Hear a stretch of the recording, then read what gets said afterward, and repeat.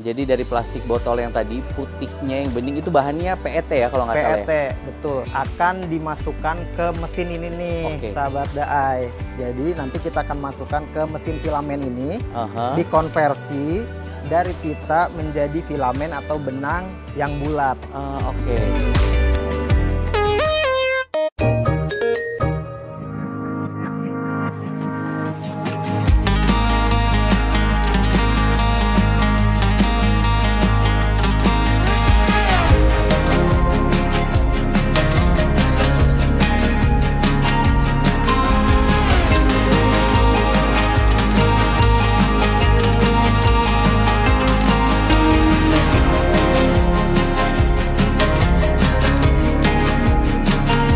Selamat pagi sahabat Daai, kita sekarang sudah ada di Serang, Banten. Wah, sejuk banget kan? Tapi kesini kita bukan jalan-jalan, kita mau ketemu sama Kang Arif. Nah, katanya di sini di Westgood, tempat Kang Arif punya workshop, bisa mengubah nih botol-botol minum kita nih kayak gini, jadi barang-barang yang keren. Salah satu jadi benang. Masa iya bisa diubah jadi benang? Yuk, kita kepoin yuk. Selamat pagi Kang Arif. Selamat pagi sahabat Daai. Apa kabar Kang? Baik, baik. Wah, ini desa betul ya? Atau kampung? Oh ya, kampung desa boleh. Oke. Masih memang suasananya pedesaan ya, tapi di sini ada kegiatan kreatif anak muda. Wah, jadi markasnya Westgood tuh di sini? Betul, markas Westgood di sini. Keren. Katanya di sini bisa mengubah botol kayak gini jadi lampu. Betul, jadi nanti kita ubah botol plastik ini jadi kap lampu. Wah. Ya, dan itu salah satu jadi benang. Betul, ini jadi benang, terus nanti ini jadi boardnya. Wah. Pengen tahu nggak prosesnya? Mau dong. Yuk, ya, ayo kita ke markas Westgood. Let's go. Let's go.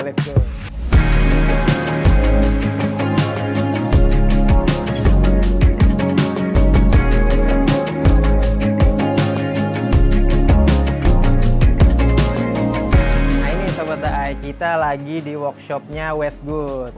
Kita lagi buat filamen benang dari sampah plastik atau biasanya botol plastik kemasan. Jadi proses pertamanya dari botol seperti ini untuk bisa jadi filamen itu gimana? Jadi prosesnya awalnya kita pompa dulu si botolnya ini dengan tekanan 20 PSI. Setelah kita pompa, kita panasin menggunakan mesin hot press ini. Kita panasin. Jadi ntar bentuknya yang tadinya ada gelombang-gelombang atau tekstur itu akan jadi lurus gitu ya? Betul. Mungkin suhunya sekitar 80 sampai 90. Jaraknya sekitar 10 cm. Jadi biar dia nggak terlalu melepuh ya kalau dipanasin gitu. Nah, ini proses setelah dipanaskan. Betul. Lihat sahabatnya ini sudah tidak ada lagi. Ini udah lurus semua nih ya? Iya, betul. Nah, setelah dipanasin biasanya kita potong nih, Kak. Jadi lihat sahabatnya itu. Ininya digunting bagian belakangnya gitu ya Kang Arif ya? Betul. Nah, setelah digunting baru kita masukin ke mesin serut ini. Sebenarnya ini mesinnya masih manual. Jadi manual. Ini putihnya yang diambil ya? Betul, putihnya yang diambil. Kita coba ya. Iya, oke. Kita lihat sahabatnya. Jadi seperti ini kita pelan-pelan. Nah. Wah, lihat tuh sahabat. Iya, jadi kita serut pelan-pelan sampai habis nih. Lihat sahabat. Jadi ini nanti sampai habis sampai bagian atasnya gitu ya? Betul. Nah, nanti kalau udah ditarik seperti ini akan jadi baru seperti jadi ini sahabat. Gulungan. Gulungannya. Kita boleh buka ya. Nah, ini dari satu tutup botol akan jadi sepanjang kurang lebih berapa meter tuh Kang Arif? Mungkin kira-kira 2 sampai 3 meter ya. Wah, 2 sampai 3 meter panjang juga ya. Panjang. Nih kita coba lihat ya. Nah, ini dia. Wah, panjang sekali ya sahabat. Nah, ini masih pipi bentuknya. Masih pipi. Kita biasanya sebutnya pita plastik. Pita plastik. Betul. Jadi dari plastik botol yang tadi putihnya yang bening itu bahannya PET ya kalau nggak salah ya? PET, betul. PET betul. akan dimasukkan ke mesin ini nih, sahabat Daai. Jadi nanti kita akan masukkan ke mesin filamen ini, dikonversi dari pita menjadi filamen atau benang yang bulat. Oke. Jadi ini mesin filamen gitu. Filamen. Betul. Oke, itu pemanas berarti. Ya, dipanaskan dan digulung. Dia itu kan ada motornya ya, dan pemanas. Jadi si pitanya ini dipanasin, kemudian ditarik dengan motor. Ya. Jadi filamen gitu. Oke. Gitu. Jadi dari proses pemanasan tadi, terus ada cetakan bulatnya atau lingkarannya. Betul. Nah, dia masuk ke area itu baru dia berubah jadi bulatan gitu ya. Betul. Kalau sudah jadi pita, terus disebutnya apa? Filamen. Filamen. Oh, benang filamen itu. Benang filamen. Okay. Nah, setelah jadi filamen, biasa kita potong-potong nih, sahabat Daai. Oke. Kayak gini, kita potong-potong sebenarnya sesuai kebutuhan ya. Tapi kalau yang ini kita nanti akan membuat kerajinan kap lampu. Kerajinan kap lampu. Jadi potong-potong kayak gini. Oke. Nah, seperti ini nih sahabat Daai. Wah, lihat sahabat. Oke. Wah, ya boleh pegang? Boleh. Oh iya sahabat Daai, yang tadinya pita ini berubah menjadi seperti ini. Ini betul-betul udah bisa diaplikasikan gitu ya. Betul, nanti bisa diaplikasikan menjadi kap lampu. Oke, nah sekarang kita udah punya filamennya. Kita pengen lihat proses gimana craftingnya. Oke, let's go.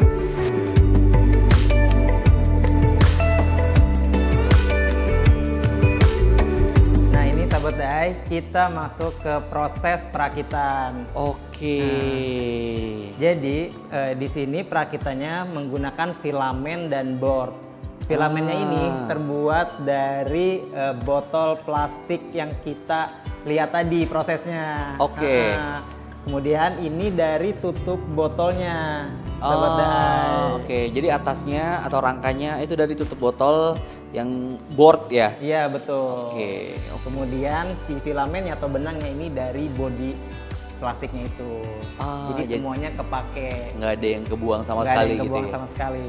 Wah, gitu. Keren banget sahabat Daai, lihat tuh. Iya, jadi selain jadi kap lampu, kita juga ada nih, kita biasa sebutnya rak multifungsi. Jadi penopangnya ini dari bodi botolnya. Kemudian ini filamen juga ya? Betul. Oh, dengan warna yang berbeda ya? Dengan warna yang berbeda. Nah, si boardnya ini dari tutupnya, gitu sahabat Daai. Jadi ini fungsinya sebagai partisi-partisi. Ini bisa buat buku dan juga bisa buat sepatu juga. Ya tergantung kebutuhan sih sebenarnya sahabat Daai. Oke, gitu. Keren banget ya jadi ya. Nah, ini hasil jadinya nih sahabat Daai. Oke. Nah, jadi dari proses perakitan tadi jadi seperti ini. Oke, lihat sobat. Oh, itu lampunya tadi ya. Itu bisa putih, bisa kuning, bebas aja gitu ya. Bebas. Nah, ini sih sebenarnya kalau boardnya kan warna-warni ya. Kalau dari tutup botol ada warna hijau, warna biru, warna kuning, orange dan lain-lain. Jadi nanti kita bisa kombinasikan sesuai dengan keinginan kita gitu, sahabat Daai. Oke, tinggal disambung ke saklar listriknya. Betul, nanti tinggal sambung ke saklar. Baru bisa nyala. Difungsikan. Oke. Ya, nah, ini bisa jadi lampu gantung di taman atau bisa di dalam rumah gitu ya? Bisa. Ini bisa di mana-mana sahabat Daai. Dan kelebihannya kalau kehujanan ya ini nggak lapuk gitu ya. Kalau iya kan, kalau kayu kan lapuk, tapi kalau plastik dia tahan ya. Dia tahan terhadap air. Jadi buat outdoor ya cukup recommended gitu sahabat Daai. Keren sahabat Daai. Kalau gitu setelah kita lihat proses pembuatan craftingnya, nah kita pengen lihat proses pembuatan boardnya, karena salah satu yang viral dari teman-teman Westgood kemarin adalah bikin papan meja. Iya, betul. Buat sekolahan ya? Iya, dari sekolah, buat sekolahan, betul. Let's go sahabat Daai, kita bikin. Kita lihat proses pembuatan boardnya ya. Oke.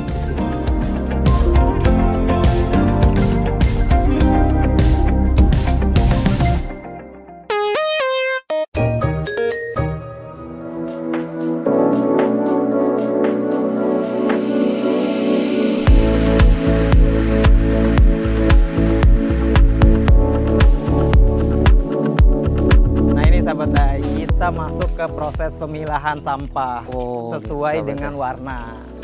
Jadi warnanya harus dipilah dulu gitu ya? Betul. Tapi jenisnya udah sama ini? Jenisnya sama. Jenisnya kita biasa pakai HDPE sama LDPE. Oke. Jadi memberdayakan masyarakat setempat, ibu-ibu untuk membantu betul. Pemilahan gitu ya? Oke. Nah, ini berapa lama Bu bisa milahnya Bu? Paling ya Ya 1 jam paling lama. Oh 1 jam tuh sahabat Dai. Oke. Nah ini nanti setelah proses pemilahannya sesuai dengan warna, itu tahapannya apa lagi? Ya, jadi setelah dipilah nanti kita cacah ke ruangan ini. Oh oke. Jadi baru setelah itu dicacah gitu ya? Betul, setelah dicacah kita proses pengeringan, biasa kita kumpulin sampahnya di sini. Oke, wah itu udah sahabat Dai, ini udah dicacah gitu ya? Sudah dicacah, jadi lagi proses pengeringan. Oke, gitu. Kalau gitu kita lihat gimana sih proses pencacahannya dan pencetakan berarti ya? Betul. Termasuk jadi boardnya di ruangan sebelah sana? Iya, oke. Ayo sahabat Dai.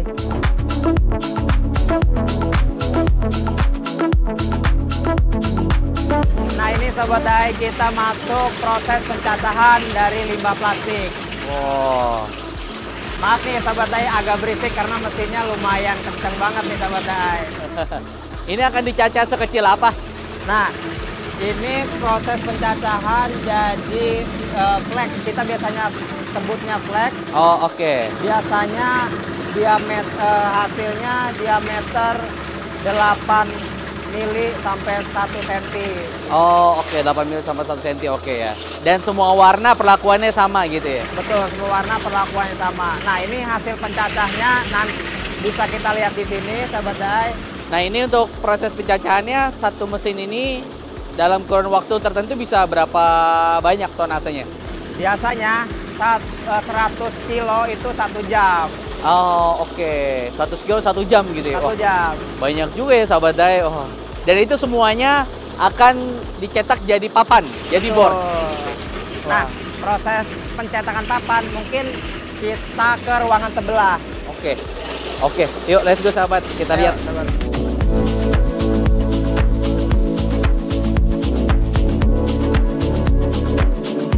Nah, sahabat Dai, ini kita sekarang lagi proses pemanasan plastik. Nah, kalau sahabat Dai tadi lihat, kan dicacah dulu tuh. Betul. Nah, setelah dicacah, baru kita masuk ke sini. Gitu. Oke, disinilah kemudian dicampur. Betul. Warnanya berdasarkan motif gitu ya. Nah, ini kan ada warna putih dan warna coklat ya. Ini proses pemotifan kalau kita sebut. Jadi dari warna coklat, merah, abu atau apapun lah. Jadi kita bisa bentuk motifnya sebelum dipanasin. Gitu. Oke. Jadi ini dicampur semua. Iya. Tadi ini coklat sama putih berarti gitu ya. Betul. Atau misalnya motif lain gitu yang kontrasnya mungkin sesuai dengan desain. Gitu. Oke. Nah setelah dicampur dimasukkan ke mesin cetakan ini nih sahabat Dai. Oh lihat sahabat. Oke. Ini cetakan untuk ukuran berapa? Ukuran 100 x 50. 100 x 50. 100 x 50. Ketebalannya? Mungkin nanti setelah dipres ini akan menghasilkan ketebalan 1,7. 1,7, oke. Jadi untuk yang meja yang kemarin viral itu, untuk yang sekolah-sekolah itu ukurannya kurang lebih segini, sama? Awalnya kita cetak segini, tapi dipotong lagi ukuran 50 x 70. Oke. Nah ini kalau udah dimotif seperti ini, selanjutnya tuh diapain sih, Arif? Nah setelah dimotif, biasanya kita masukkan ke mesin oven. Setelah mesin oven kita masuk ke press. Setelah dipres selesai, baru kita masuk finishing dan perakitan. Gitu sahabat Dai. Wah, jadi menggunakan oven seperti ini nih sahabat Dai. Seperti ini. Oke, ini oven yang untuk bakery bukan sih? Sama buat bakery bisa. Oke. Suhunya berapa kalau untuk manasin board? Suhunya range mungkin 180 sampai 250 lah, tergantung bahan baku dari si sampahnya itu sendiri. Ngaruh ya ternyata. Ngaruh. Jadi memang sampah itu kan macam-macam nih. Kita emang harus kenali satu persatu tuh sampah. Walaupun jenisnya HDPE tapi biasanya beda-beda. Gitu. Oke. Dari warnanya pun biasanya beda-beda tingkat melelehnya gitu. Oke. Karena kalau misalnya beda treatmentnya, nanti hasil juga nggak maksimal. Betul, itu ngaruhnya di hasil sih. Oke. Wah sahabat Dai, ini kita lihat prosesnya udah jadi, nanti jadi board, baru kita bentuk gitu ya pola jadi meja. Jadi meja atau produk lainnya. Oke, let's go kita lihat sahabat Dai. Sahabat Dai, kita lihat proses finishing dan perakitan.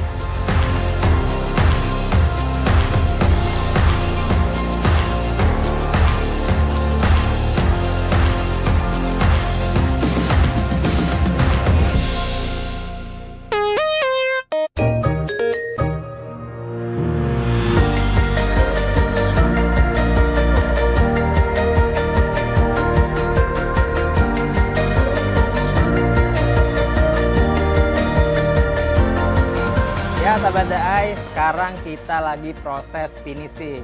Oh, oke. Ini tadi yang keluar dari oven. Betul.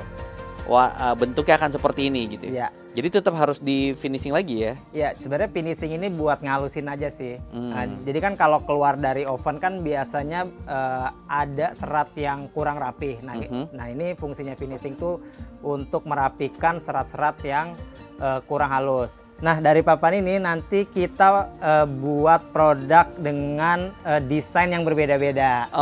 Salah satunya meja dan bangku sekolah. Oke. Jadi yang kemarin viral itu adalah meja dan bangku sekolah. Itu teman-teman Westgood yang bikin? Betul, itu dari teman-teman Westgood yang bikin. Oke, dan itu warnanya sebenarnya bisa di-mix ya, menyesuaikan gitu ya. Kalau yang kemarin itu kalau nggak salah biru ya warnanya. Biru. Nah, kalau warna sendiri kan kita di sini tuh tergantung dari sampahnya ya. Ada yang biru, ada yang merah, ada yang hijau, ada yang kuning dan lain-lain. Nah, kebetulan yang di finishing sekarang ini kan warna hijau, tapi kalau untuk yang sekolah itu kebutuhannya warnanya biru dan abu-abu gitu Sobat Dai. Selain untuk meja sekolah, sebetulnya implementasi bisa untuk meja apa aja sih Kang? Sebenarnya kalau implementasi sih banyak ya. Ada buat interior, kabinet, kitchen set. Betul. Terus buat partisi juga bisa, buat fasad rumah juga bisa. Ya lebih, kalau sekarang sih lebih banyak coffee shop ya, buat meja dan kursi coffee shop. Oke, jadi meja dan kursi bagian boardnya atau papannya menggunakan ini, baru nanti di mix dengan material lain seperti besi gitu. Betul. Ya. Jauh ini berarti distribusinya udah nyampe mana? Paling jauh Kang Arif? Nah, distribusinya paling jauh ke Kalimantan. Jadi seluruh Indonesia kecuali Papua, hampir semuanya produk Westgood tuh udah nyebar ke seluruh Indonesia lah, kecuali Papua. Gitu, Sobat Dai. Jadi dari Serang ke Jakarta, Kalimantan, Sumatera, Bali, Sulawesi, ya hampir seluruh pulau lah di Indonesia kita pernah kirim gitu Sobat Dai. Oke, rata-rata adalah kota besar yang notabene mereka sudah teredukasi dengan menggunakan reusable material gitu ya. Gitu. Oke. Nah, sebulan tuh bisa berapa banyak Kang? Sebulan mungkin bisa cetak boardnya 1 ton ya. 1 sampai 2 ton ya. 1 sampai 2 ton untuk ngolahnya. Iya. Wah, banyak banget ya Sahabat Dai. Banyak. Oke, kita penasaran nih gimana sih cara ngumpulin sampahnya. Katanya juga teman-teman nih Westgood keliling dari rumah ke rumah untuk ikut menyadarkan masyarakat agar mereka mau partisipasi. Betul nggak Kang Arif? Jadi kita itu ada namanya kegiatan donate warga. Jadi kita coba keliling cari-cari sampah warga yang di sini untuk mendonasikan sampahnya gitu, Sobat. Oke. Kalau gitu kita cek gimana sih kegiatannya. Let's go Sobat Dai. Ya, kita.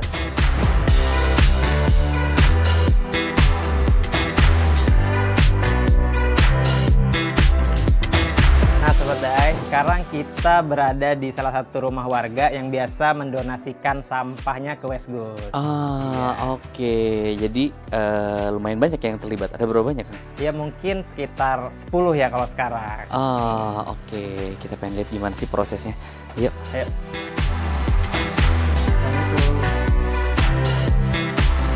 Halo Ibu. Nah ini kita ada merchandise karena Ibu sudah mendonasikan sejumlah 5 kilo. Jadi Ibu mendapat merchandise dari Westgood.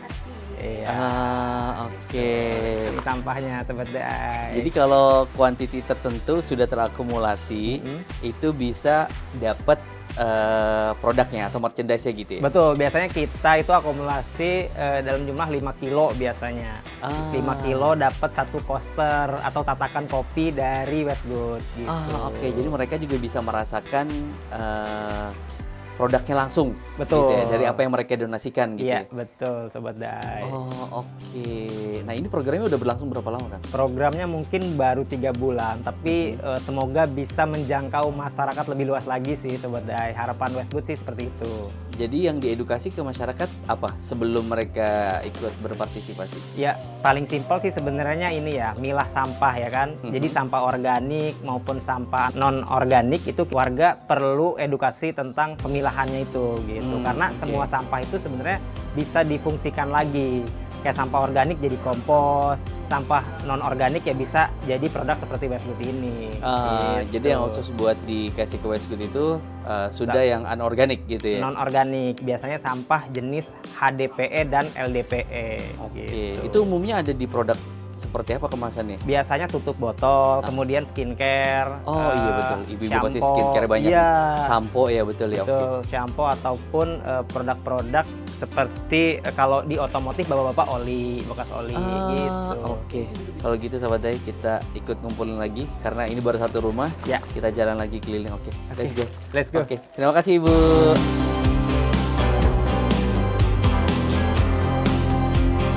Wah, udah dapat banyak nih sampahnya nih. Iya.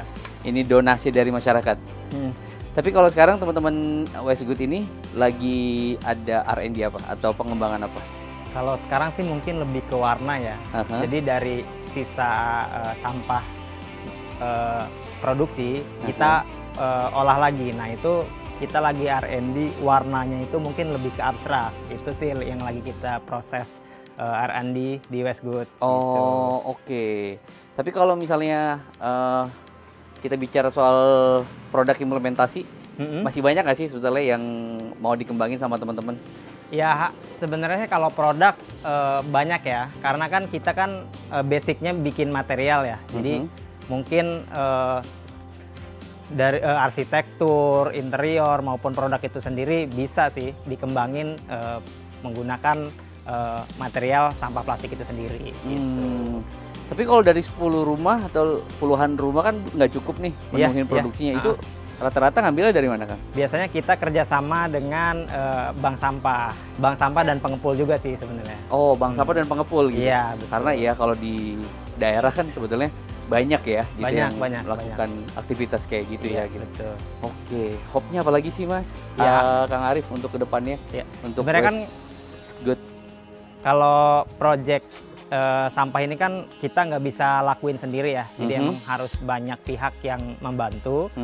Jadi harapannya sih ya kedepannya mungkin bisa banyak berkolaborasi dengan banyak pihak sehingga proses pengurangan sampah di Indonesia terutama di Serang ini ya lebih baik lagi lah gitu sih. Lebih masif lagi gitu. Betul. Ya. Kalau ngolah satu serang aja sebetulnya, wah itu bisa bikin berapa meja ya. Betul, tapi kan kesadaran itu kan masih perlu dibangun dan diedukasi lagi sih, gitu sih. Oke, wah makasih banget nih. Ya, terima kasih. Kang Arif udah diajak keliling dan dilihat produk-produknya, proses pembuatannya seperti apa. Semoga ini menjadi inspirasi sahabat Daai dan buat sahabat Daai. Amin.